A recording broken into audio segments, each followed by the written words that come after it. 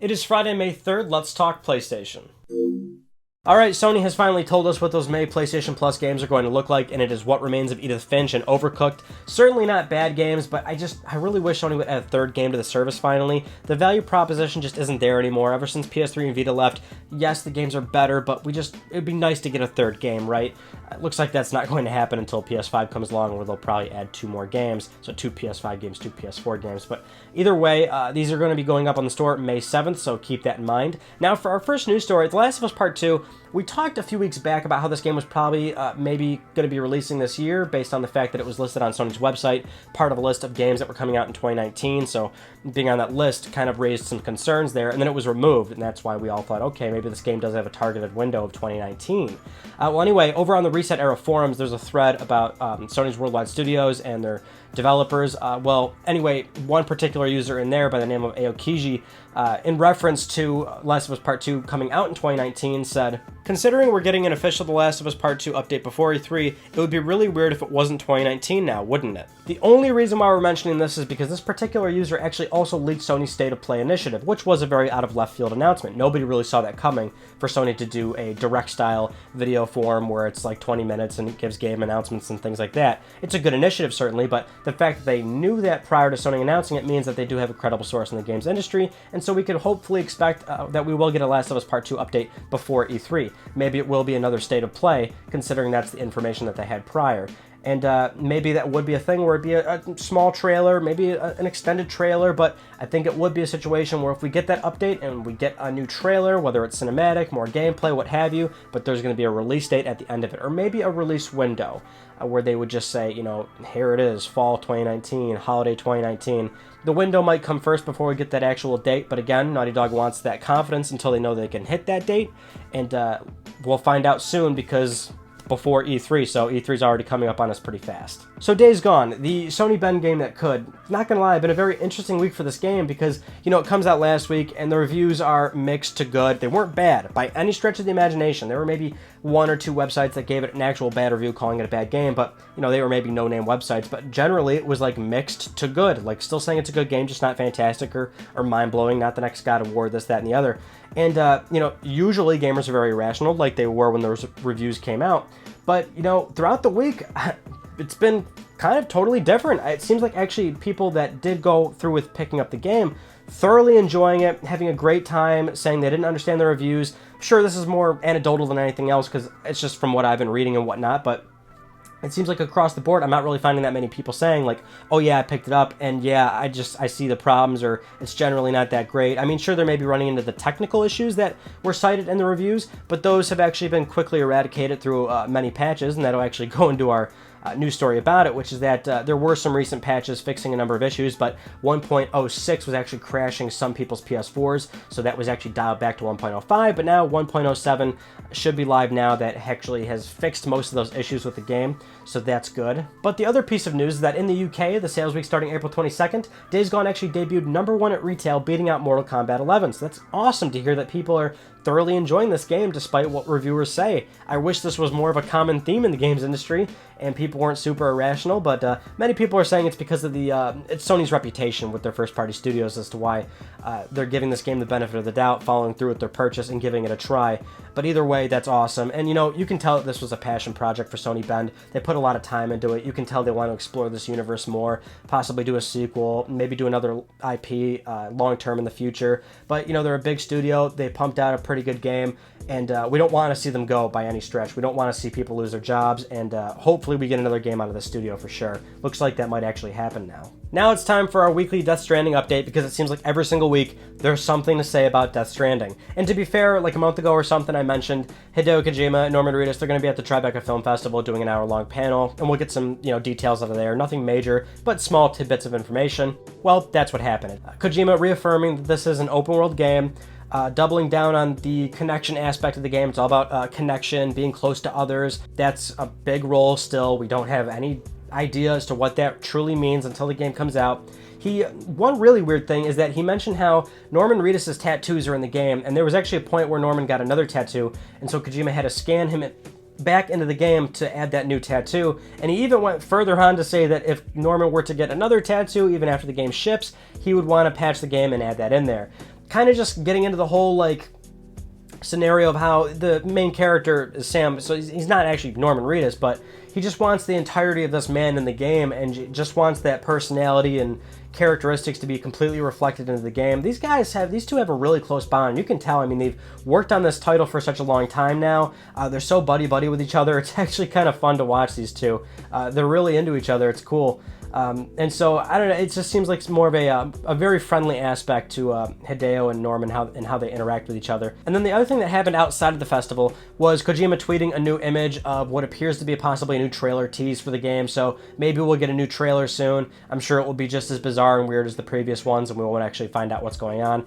And, you know, when the game comes out, we won't know what's going on, so I think that's really a fair assessment at this point. Moving on, let's talk about this Grand Theft Auto 6 rumor that's been making the rounds this past week on websites. And I only mention this because it does have a Sony spin to it. It's not just a particular third-party news story. But over on Pastebin, one particular user posted a dump of the synopsis of the story. He was actually quoted as saying, "In the title, which will make you kind of a drug lord, you will start as a small-time guy in Liberty City doing odd chores and small-time thefts, and eventually work your way to Vice City where you will join a famous gang. You'll be tasked to look after business in Liberty City until you are brought back to Vice City and soon become the drug lord."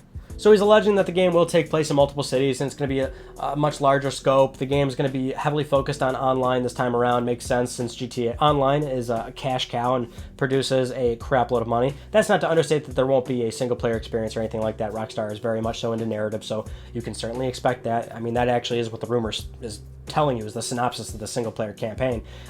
Now, the reason why I mention this is because it's on Pastebin, and if you remember, maybe a month and a half, 2 months ago, we talked about those PlayStation 5 rumors before the Wired.com article, and it was a Pastebin post. That's the thing about Pastebin, is that, sure, there's a lot of things that are wrong. I mean, there's a lot of things that are wrong on the internet, certainly, but that Pastebin post regarding PlayStation 5 actually wasn't that off base, because we got that Wired article like 2 weeks after, and it reaffirmed many PlayStation 5 rumors. So it just goes to show that when it comes to rumors in the games industry, it really is sometimes a straight 50-50 where it can totally be dead on. And I think that's why rumors are so speculative around in the games industry. And it happens in every industry, and you know, with the tech industry, the automotive industry, I mean, it really does happen everywhere. But it seems like in games, you can really find some pretty credible information in the weirdest places. And in that particular rumor about a month and a half ago about the PS5, there was one where it says GTA 6 was going to be a PlayStation 5 timed exclusive, in which Sony spent a crap load of money on, which they would have to, certainly, especially if it was only a month. I mean, you would have to think it would cost hundreds of millions of dollars to secure such a big title like Grand Theft Auto to be particularly exclusive on one platform. Even if it's only a month, that's what it would take for Rockstar to really allow something like that. And seeing something like that, initially I was like, yeah, it's too crazy, it's too outlandish, that's not going to happen. But then I thought, you know, well, actually, like 4 or 5 months back, we had that crazy rumor suggesting that Sony was talking to Rockstar Games about a buyout, a purchase, an acquisition, and of course that was absolute bullshit. But it goes into the whole rumor mongering that we just talked about, which is that these rumors come from somewhere. Now, that initial source back then wasn't even much of a source. I think it was just murmurings of what was going around in terms of investors.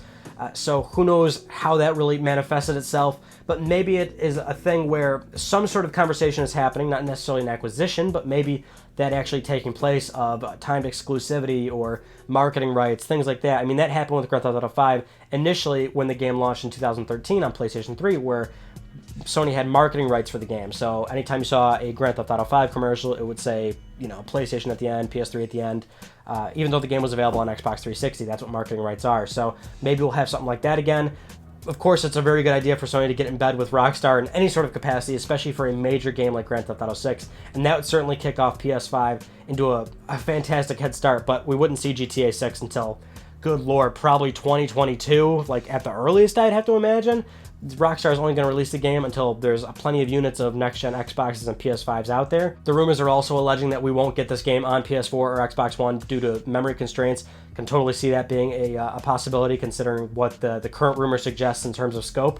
But we'll leave it there for now. It seems like, it sounds fantastic. I'm a huge Grand Theft Auto fan, so I'm on board for whatever Rockstar does, really, to be honest. It just seems like right now we've got too many rumors suggesting Sony and Rockstar Games are talking in some capacity. So we'll see if anything manifests out of that. Now moving on to Media Molecule's Dreams, recently released this past month. Looks like we're going to be getting an update for this game in May. Bunch of small quality of life updates, but certainly needed updates like new assets for creators to use, blocking users in the Dreamiverse, a raise in the level cap, things like that.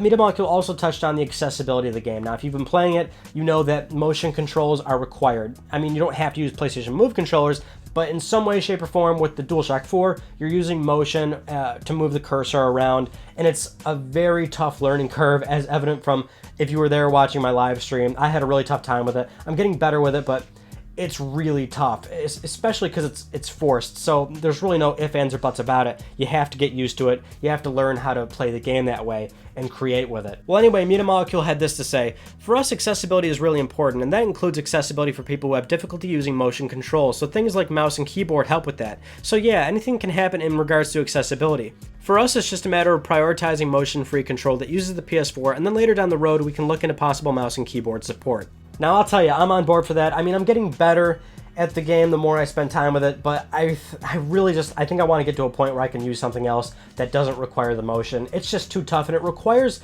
such fine angles. And there is a button where it can kind of slow things down a little bit so you can like level the controller just right, but it's really tough. And I can see why it's so off-putting for so many people now that they are into the game and they're saying that that's how it's played. But you can see that this game is going to be it's going to be so long form in terms of its life. You can definitely see this game coming out on PS5, having so many substantial updates over and over and over, and seeing this game develop into something that's really, I think, 10 times more magnificent than it is right now. And it just sucks that it's so early in its infancy. Media Molecule spent so much time working on this game. It comes out, and you can tell I think this is a long haul project for sure. I just hope that it gets enough traction to where more and more people buy into it, and Media Molecule can keep this game profitable, and Sony, of course, wants to keep Media Molecule around. Now, many of you have probably already seen this news story, but over at BestBuy.com, if you order a PlayStation 4 Pro, you can get a PlayStation Classic for absolutely $0 free with your order. What does that tell you? Well, that retailers are really trying to offload this thing. I mean, what can we really say about the PS Classic? It was a total fail. Sony really dropped the ball with this thing. But honestly, as I sit more on this and I think more about it, it really frustrates me that, I don't know, I mean, you have to think about the people that were responsible for this thing. Like, Sony, you have to, like, what happened? How many people did Sony assign to this project? I mean, what was their budget? What was their time frame? What was their deadline? I mean, what happened? Why was this thing so bad? Like, why? You really have to wonder. Such a legacy device that jump-started this incredible platform that's gone on to make such a huge success in the games industry and has impacted so many lives and is now a multi-billion-dollar division of Sony Corporation. It just doesn't make any sense. That what did you do? Did you assign a few interns to this thing? It really doesn't add up. And so it's almost to the point where I really want to try and find contacts at Sony and just ask low-key, like what happened? You know what I mean? Like, speak to me on anonymity. Tell me what happened. Why was this thing such a fail? I just want to know what went wrong, because you know damn well if Sony did this thing right, it would be completely sold out. No doubt about it. So if you didn't see my Tuesday video, we actually went over Sony's 2018 financial report. We go into the numbers, get a little more in-depth, so if you haven't seen that video yet, go check it out. But this is Let's Talk PlayStation, so real quick, we'll recap that news story. In the 2018 report, Sony mentions that they've shipped 96.8 million PS4s. That's units shipped, not sold just yet, but let's face it, Sony will sell those consoles eventually and probably hit 100 million in a few months, which is pretty nuts.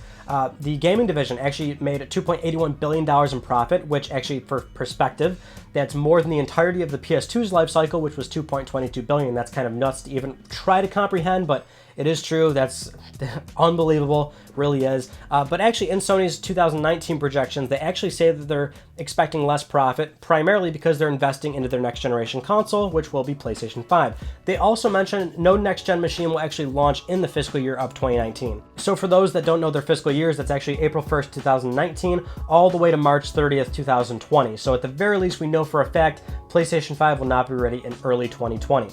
That was kind of a given, but we'll probably expect the console late 2020. Sony also mentions PlayStation Now subscribers for the first time ever. We've never gotten a number in terms of how many PlayStation Now subscribers there are, but they finally put a number on it. It is 700,000, and the service grows 40% year over year, which good growth, but the number is so incredibly small that it really does show people are still pretty reluctant to hop onto the service and try it. But Sony's still very adamant about working with PlayStation Now and making it better, and easy to see why everybody's going into streaming and things like that. We've beaten the hell out of that topic, but yeah, that's pretty much a quick rundown of that report. Again, go check Tuesday's video if you want more in-depth details about their financials and what's really going on. Now, this next news story is pretty recent and spicy. AMD CEO Lisa Su is actually teasing their partnership with Sony on PlayStation 5. She was actually quoted as saying, "We are so honored and proud to be part of Sony's next generation PlayStation. This has been a really long-term partnership with them. We love gaming. We think gaming is a really good secular growth market. What we've done with Sony is really architect something for their application, for their special sauce. It's a great honor for us. We're really excited about what the next generation PlayStation will do and happy to be a part of it." I love how she said special sauce, because this is not the first time we've actually seen this like terminology get used in gaming. Kind of takes me back to like in 2013 when PS4 and X1 launched. And a lot of people were talking about Xbox One's ESRAM and how that was like the special sauce, the secret sauce hidden around. And I've heard of it a few other times, even a little further back. Like, I think back in the PS3 days, the RSX chip, cell processor of PS3, that was kind of like the special sauce and this and that. It's just funny how that kind of still lives on, and that's like the terminology we keep using here. But Lisa is surely referring to the fact that this chipset is highly customized for Sony, and that's not unheard of whatsoever. That's kind of the point. I mean, yes, these things are basically just x86 supercharged PCs nowadays, and I say supercharged loosely because they're still consoles. They're still going to release at a pretty affordable price, and that's why PC gamers are always talking about how well, these things are still underpowered by today's standards, this and that. But you got to understand, it's always a price to performance ratio. That's the great thing about consoles, is that they're highly simplistic. They're high volume, low price, typically. That's the point of them. Very easy barrier of entry for many broad consumers that don't want to get too in depth with PC gaming. But the real thing about this news story is that AMD is pretty much winning in every scenario possible, because they're providing the chipsets for essentially everything now. So they're going to say nice things about every partner that they work with. They have nothing to lose here. They've pretty much got this all on lockdown, more or less, because they're providing the chipsets for everybody, even Google Stadia. So they're doing just fine. Quite honestly, when it comes to the innards of PS5, I just want to see Mark Cerny talk about it, and I mean that in a sense of maybe 2 to 3 years after PlayStation 5 comes out, because that's what Mark really did after PlayStation 4 launched, is that he got a bit more in the mainstream of gaming, in the sense that he was so hidden away for so long. You know, he's been in the industry for such a long time with Cerny Games and collaborating on all these different first-party studios, and then finally trying to be the architect of PlayStation 4 and openly asking to be a part of the design process and whatnot for that console, and eventually being accepted. But he actually initially did PlayStation Vita. A lot of people don't know that as well, is that he architected PlayStation Vita. But Mark really got more into the limelight. And so once PlayStation 4 came out, he did a lot of open discussions about PS4 and its history in the games industry. And so it's to the point where once PS5 comes out, I want to see him do more panels. I want to see him talk for an hour and really tell us about the process of doing PlayStation 5 and what that was like, and his thought process. And he's a really fascinating dude to listen to, for sure. I'm sure PlayStation 5 does have a lot of special sauce in there, but I want to hear it from Mark Cerny. Now it's time for Let's Talk Plus, our weekly Let's Talk PlayStation giveaway, where one of you could win a $10 PSN code. I'd like to congratulate another name that I'm not even going to attempt to say. Every single week, dude. Every week. I can't do this anymore. I can't do this anymore. But I am going to keep giving away $10 codes. If you recognize that name, I surely hope you do. I'm going to be contacting you very soon via Twitter or email, so keep a lookout for that. If you would like to win a $10 PSN code, very simple. Follow the link down below to the Gleam website.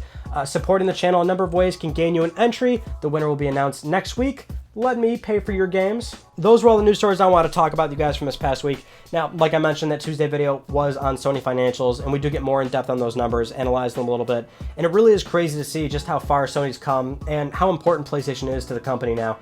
So definitely go check that out if you didn't see it just yet. Our upcoming Tuesday video, though, I actually know what it is finally, because I'm still working on it, but it will be done somewhat soon. A lot of you really enjoy the unboxing videos, especially the ones from eBay. So what we're doing on Tuesday is PlayStation 4 accessories from eBay that are like dirt cheap, and I'm talking so fucking cheap. Those Chinese manufactured ones and things like that take like a month to get to you. But it's interesting because we're gonna review them basically, see if it's worth it, and it was pretty interesting results, honestly. So That's coming out this Tuesday. And actually, if you are a Patreon supporter, that video is going to come out a little bit early for Patreon supporters, maybe 1 or 2 days earlier. I'm still editing it right now, but Patreon supporters will get that video early. Speaking of Patreon, if you're not a supporter just yet, head over to Patreon support because I'm finally doing a little exclusive Q&A, and it's great because I don't have that many Patreon supporters, so if you do submit a question, I can spend a lot of time on it and get a little more personable. As of right now, the current post on there to where people are submitting questions, I think there's like 7 or 8 questions on there, which is good. I'll try and make it like a 20-30 minute video, just get a little more in-depth and really talk my ears off, or talk your ears off, I should say, because that's pretty much all I do on this channel is just talk, and it's really easy for me sometimes because these videos are getting longer and longer nowadays, it seems. But if you're a Patreon supporter, go submit your question. If you're not just yet, any support's greatly appreciated. But as always, you don't have to. Any support on the channel is always greatly appreciated, as always. I think that's it. That concludes this week's episode of Let's Talk PlayStation. I'm Ryan Becker. Thank you all so much for talking with me, and I will see you all next Friday.